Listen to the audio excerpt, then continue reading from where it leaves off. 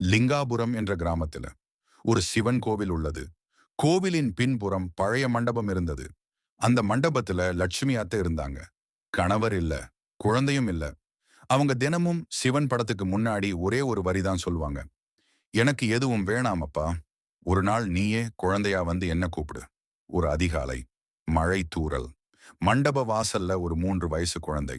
வெள்ளை வேட்டி, நெற்றியில சின்ன விபூதி.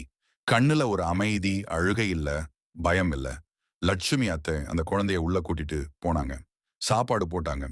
குழந்தை சாப்பிட்டுட்டு ஒரே ஒரு கேள்வி கேட்டது. அத்தை, நீ எப்போ என்ன கூப்பிட்ட? அவங்க கண்ணுல கண்ணீர் வந்துச்சு. நேத்து ராத்திரி தினம் சொன்னாங்க. அப்போ அந்த குழந்தை சிரிச்சது. வாசலுக்கு ஓடிச்சு. அடுத்த நிமிஷம் யாரும் இல்ல. அப்போதான் புரிஞ்சது. அம்மாவை போலவும் அப்பாவை போலவும் ஏன் குழந்தையாக கூட வந்து தனிமையை நீக்குவார் சிவன் அப்பா. ஓம் நமச்சிவாய.